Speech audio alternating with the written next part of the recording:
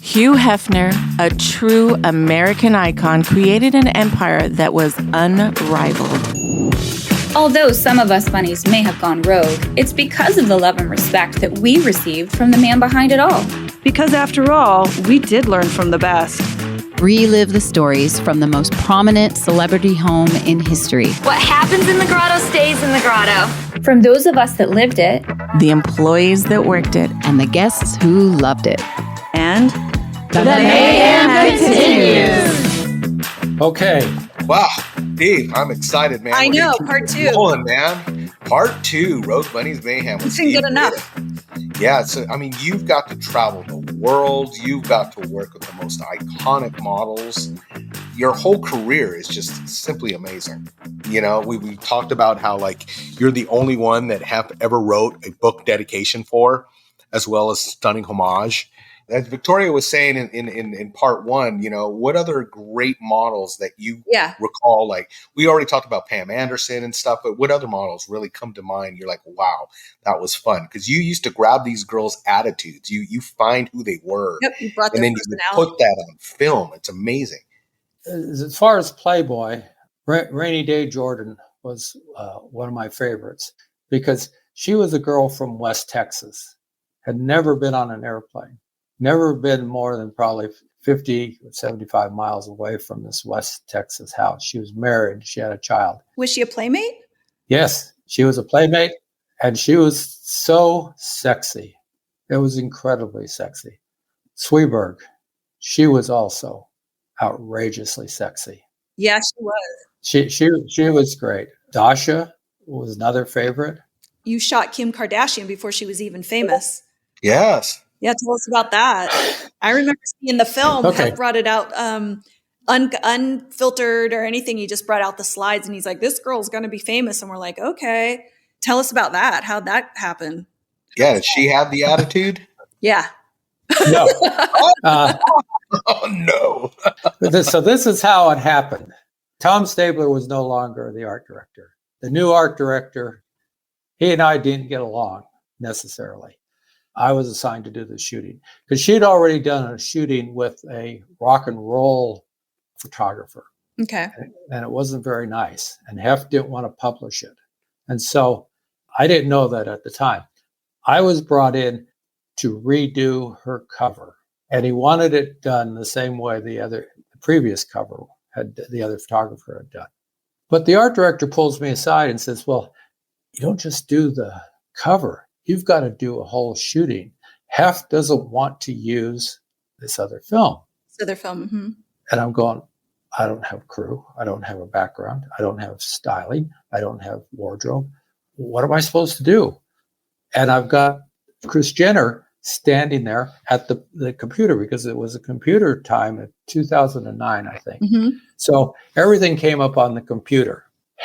And I said to Kris, I said, well, I want to do more shooting. They want me to do more shooting. She said, absolutely not. Oh. I said, well, I really need to do this. No. I said, well, let me do this. Everything comes up on the computer. Yeah. As you're shooting, there's a monitor where all the photos come up. Yes. You give me 2 frames. One click to see what I have. Let me fix what it is, and I'll give you a second one. If you like the second one, we go on. If you don't, we don't do anything. So I had 2 frames. 2 shots. 2 shots. Wow. And this one of them was a setup shot. So I did that. Oh, like that. Okay. So we'll do that. And I had to go into the styling and pull whatever I had. So that's why she has all those pearls, because I could cover her to some degree and hopefully make it look like they were real pearls rather than plastic things. So Kris says, okay. And I said, well, okay, I need to do another shooting, another setup. No. Well, I really need to do it. No. Give me 2 shots. Okay. Setup, and I'll fix it the way I want it. And if you like it, we go forward. If you don't, we stop. So I did that 5 times and got the shooting. That's how you got it? Very cool. That's how I got it. And so with Kim, she didn't know too much what to do because she wasn't really a model. She was short, wide hips, big boobs, but she was able to bring me attitude. You know, I would talk to her, I'd tell her what I would want, I'd let her move. You know, and when we started with all the pearls, she had great time with those. They moved around. They had a tactile feel to them because the pearls go across the naked breast. And so she got into the mood. You know, I would get her standing, then I'd have her kneeling, and then I'd lay her down. But the only thing I had was this seamless. And then I thought, okay, I got to have more. So I called John Cranham, who was our set builder. What can you give me? He says, we have the Paramount walls. They're very Baroque, okay? So he says, okay, put them up. Give me a bed with black sheets now, because before it was white sheets. So give me a bed with black sheets. The walls are black with gold trim. So he puts that up, you know, and it's, again, I had to get the approval of Kris. She would not let anything go that she didn't like. She never made any changes. She just took what I gave her on the second frame. Interesting. And away we went. Yeah. I have to go back and look at that issue because I only remember I just remember the photos when he brought them out, and they were, like I said, unedited. So they were not airbrushed, or, you know, you could see her real body. You know, she was full figured, you know what I mean? But she had such a pretty face, you know? And yeah, we were all like, oh, why do you think she's going to be famous? He just always had a knack for knowing what was, you know, like he just had good intuition or whatever. And he's like, she's going to be the next it girl. And we're just like, okay, you know, the pictures were great, but because they showed, you know, all her flaws and everything, we were kind of like, okay, we're not quite seeing this. So it's really interesting how that played out, and how her mother was, you know, the dominating force in that photo shoot, which we all know is, you know, she's the ring. Well, yeah, it was tough, but how'd you like to be in the situation where Hef wants you to get a full shooting? Yeah. The client doesn't know about it. The model doesn't know about it. Mom doesn't know about it. Nobody knows about it, and I don't have anything planned. They could have told me beforehand, and I could have planned something, but they didn't. Who did the makeup and the hair? Joyce Bernelli. Okay. And became rich because she did all of Kim's makeup. It was part of the entourage. Traveled the world with Kim. Right. So Kim took her on as her makeup artist, right? Yeah. And it was just, and so Joyce, you know, did a good job. But on that note, I have Kim, to me, looked pretty good. I mean, I didn't see the flaws in her legs.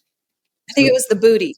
That was before big booty. Like she made big booty a thing, but before that, 100%. Big booty was not a thing. So she made big booty. Yeah, she made that. She definitely set the trend on that. She definitely set the trend on that.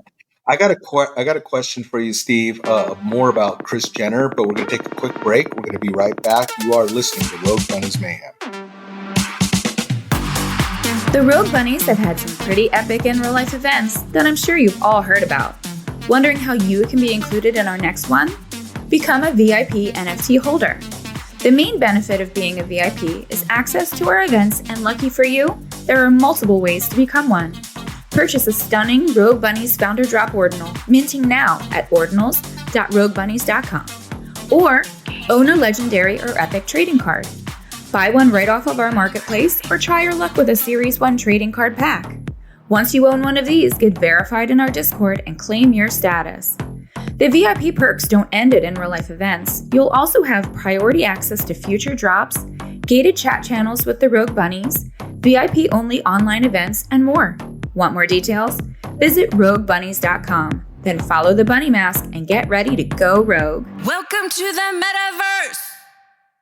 So, Steve, before we went to break, we were talking about, like, you know, with Kris Jenner being there, would you say she was probably the most meddling parent that you've ever had to shoot with? No, she wasn't meddling. She was dominating. She dominated the situation. She dominated. Kim is rich and famous because of all Kris. of them are. All of them are. Some have been a little excessive in their plastic surgery, but and Kim keeps changing her look and reinventing herself. And that's brilliant because she's not the same. She's always different. Yeah. And with that, newness is always attractive and interesting. So it's like she's a different person. I don't know if that was her idea. It's probably her mom's idea. But what happened was with the pictures, Hef wanted to use only my pictures. Oh. But Kim felt she had an obligation to the photographer she used before me. So what happened? Did they use only yours or? Nope. If you look at it, there's some from the other photographer, and he gets credit, but they're on a funny set, and they're not very attractive, and they're not sexy at all. You've talked about sets, Steve, and I know that you've also traveled the world. What would you say was your favorite? Did you prefer in-studio sets, or did you prefer actually, sceneries that are just natural around the world? Oh, I liked them both. In the sets, I had to create things that looked natural. If it was an interior set, it had to look like the lights that I put had to look like that was doing the lighting. And I was able to do 2 shootings using a backdrop, because what we could, at that time, we could go to the TV, Paramount or Universal. They had large storage, and we could get sets to begin with, and we could get backdrops that were from the 30s and 40s that were 30, 40 feet wide. Oh, wow. And put those on the wall. And so Adrienne Curry, hers was done mostly in the studio. There was some done at Universal, but the sexy stuff was in studio. And outside the window of her apartment is the Eiffel Tower. Oh, wow. Yeah. Yeah. If you look at go look at those pictures, they're all done in studio, and you would not know it. So, and on that, I hired 3 guys that did not look like models. Male models were awful. They'd hold the girl and you'd go, oh God, they're not going to have sex. Andy's gay. Who was the most difficult? Well, let me tell you the last thing on that.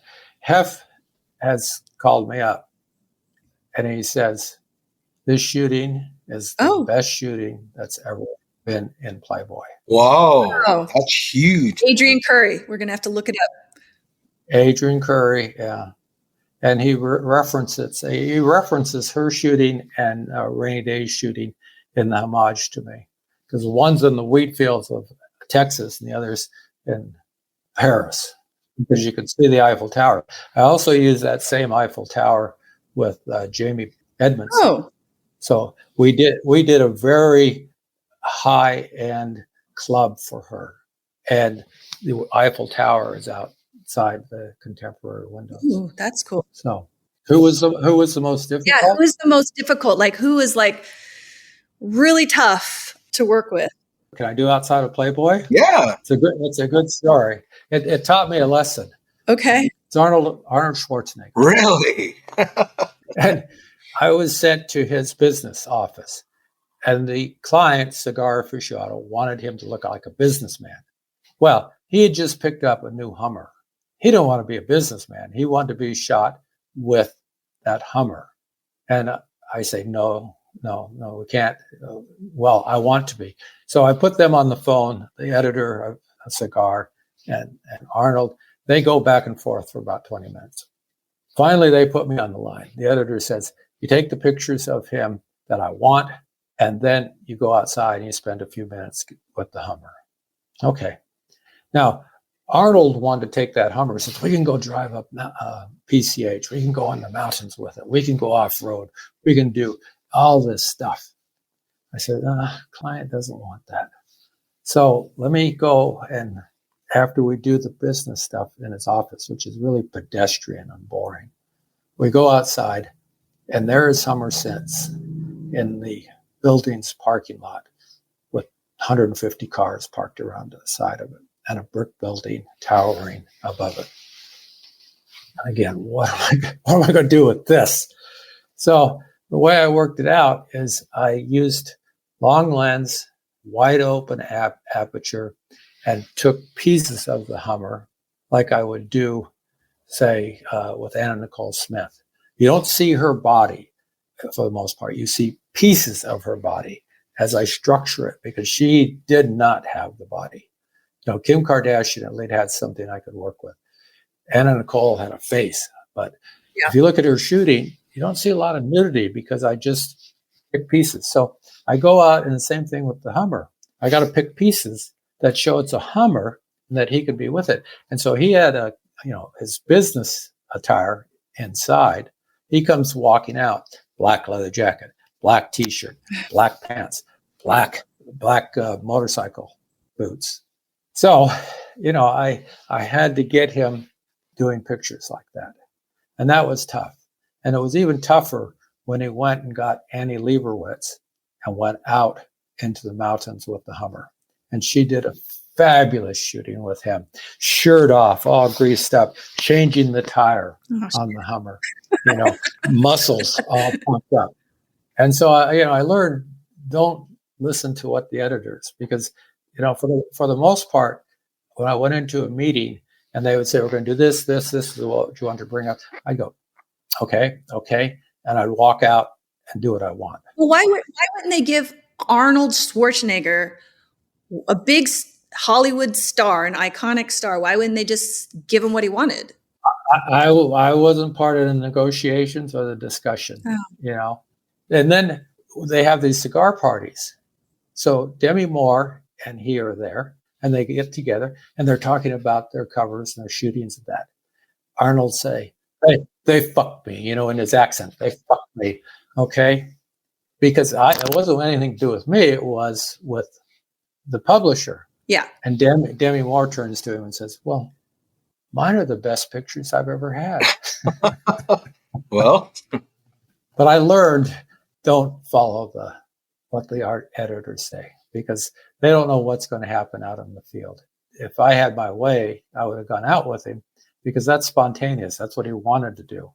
I would not have shot this Hummer in a parking lot where it was side to side with 100 cars.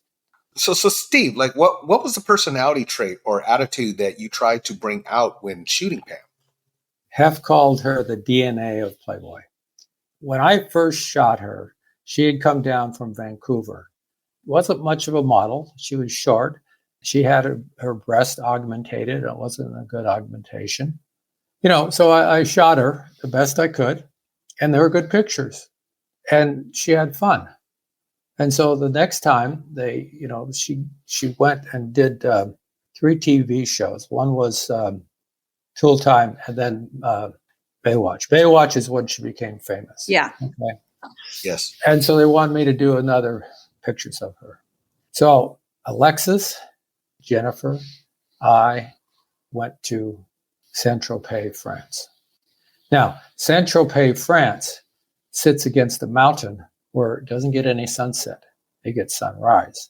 So for the most part, everything had to be done early morning. I made the rule that they had to come back after the shooting, go to bed. Don't go to the clubs. They don't go out dancing. They don't go, because I didn't want Pam tired in the morning. So they said, yeah, sure, Dad. Okay, that's what we'll do, Dad. Okay. So when I go to bed and my lights go off, they put the makeup on Pam. Okay, Alexis, about 3 hours worth of makeup. So by midnight now, she's made up. Her hair is done. And they go to the clubs. Oh, my God. Oh, man.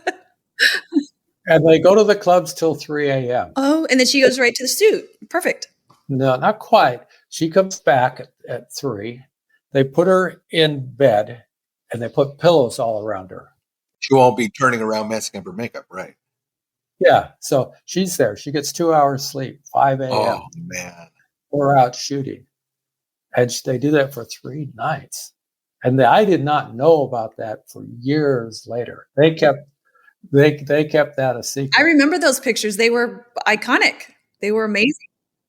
Well, the thing that they were is we decided, Alexis and I, to change her look. Mm-hmm. Instead of being one of the many California blonde beach girls, we would make her look like Bridget Bardot. Bridget Bardot. And that was also Marilyn. Marilyn was in that. So all the big hair, the makeup, the whole thing, persona that she carried on for another 15 years. Yeah, that became the look of Playboy for a stretch of time. Alexis made that look. I mean, Pam got the credit for it, but Alexis created that look, and it became the look of the eyebrows and the dark lashes and everything became like what every girl wanted to do their makeup like for a decade. That's why I have eyebrows. And makeup, that's when people say, you ask why I'm not taking pictures anymore. It's like, well, if you got $250,000, we can get a crew and location and go do it. But there's no Alexis anymore, and it's all digital, and you don't need to do what I did. You take a studio shot and you put a background in. Yeah. You can do it all digital. Well, yes and no. I mean, there's still something about going on location and the things that you shot. I mean, AI. It's a vitality. Yeah. Yeah. It is different, but yeah, I see what you're saying that, we can cheat a lot now. I mean, a lot has been taken away from digital and from AI, these days. Yeah.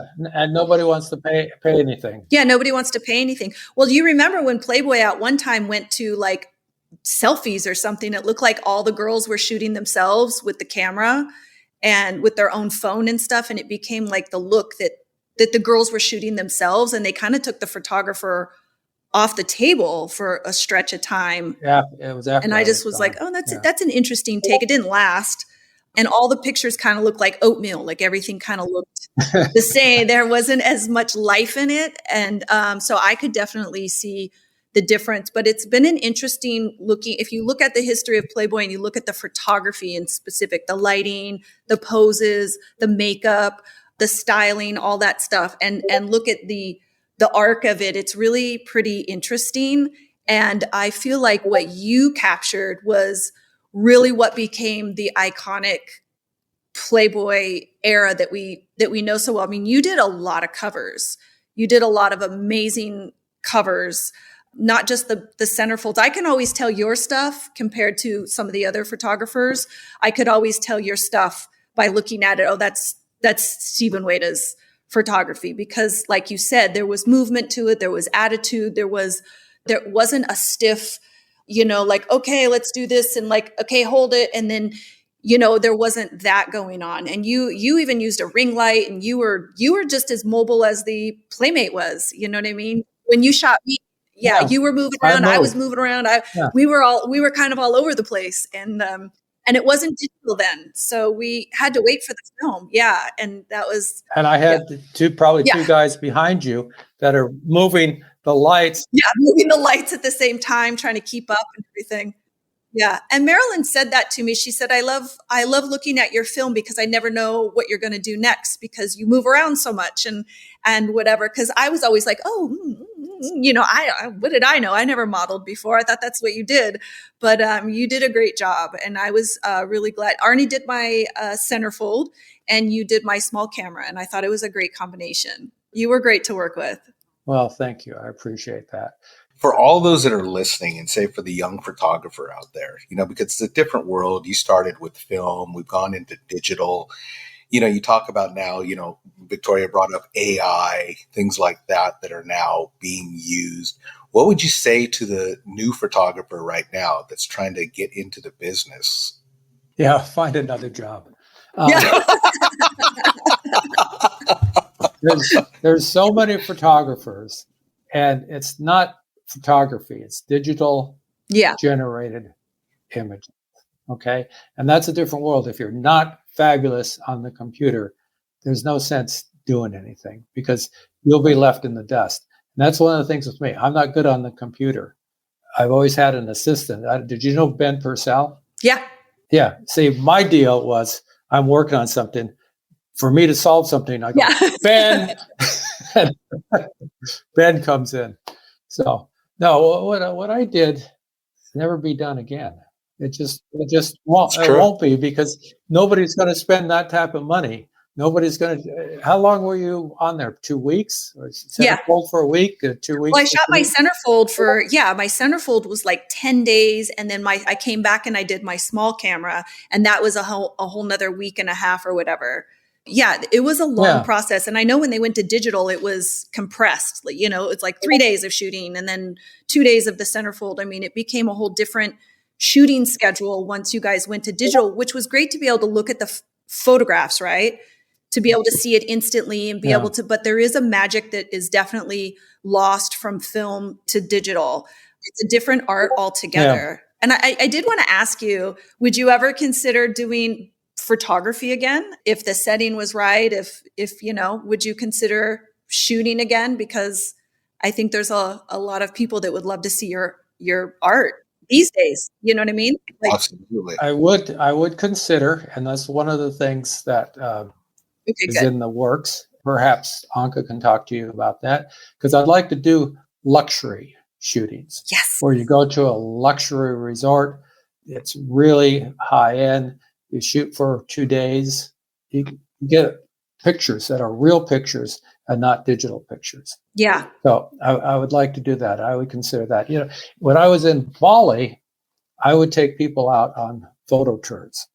And what I did is I taught them how to use an iPhone, because I would tell them, if you have a camera, you got to take the camera with you. Okay. You got to plan it. It's not spontaneous. If you have the phone, you can take a picture at any time. Yeah. And the phones, this was one that was the i7. Right. Not anywhere near what's there. But I would take people I had one guy, he was a surgeon in Germany. His wife calls me and she says, "You changed his life. He's so different now. He's not so structured. He's not so," because I talk about spontaneity. I talk about the moment. I talk about putting your head on a swivel. So you're always looking at things. Talked about anticipation of somebody walking to you. Where are they going to go? How are they going to go? What's going to happen? It was a whole new experience. And I had people after people saying it changed their life. And so I like doing that, but I probably wouldn't do it in Bali anymore because it's so crowded there. And so those are time things. But yeah, I would consider doing pictures again. I also thought about doing some sort of workshops because the way I approach photography, the way I see photography, I don't give a damn about the camera. I don't give a damn about the settings. Mine were always between 2.8 and 5.6. Okay.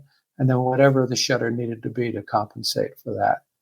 And when we were shooting film, everything had to be on Kodachrome, which was 64 ASA, or Ektachrome, which was 100 ASA. And it had to be perfect, because if it wasn't perfect, what did Marilyn do with them? Throw it on the ground. Throw into she'd a big basket there, and then go to the shredder. And it wasn't, well, we could fix that.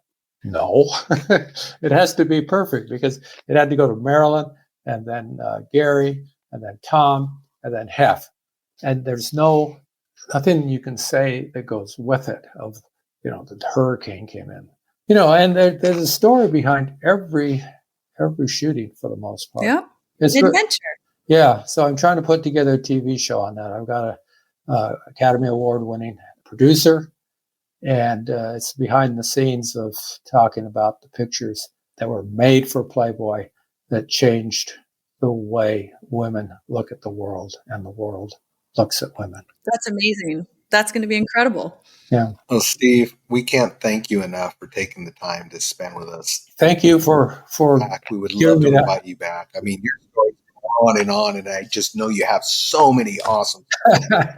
But you're iconic, man. We all look up to you, and we're so honored to call you friend. So thank you, buddy. Thank you. We are Rogue Bunnies Mayhem, and the Mayhem continues. There it is.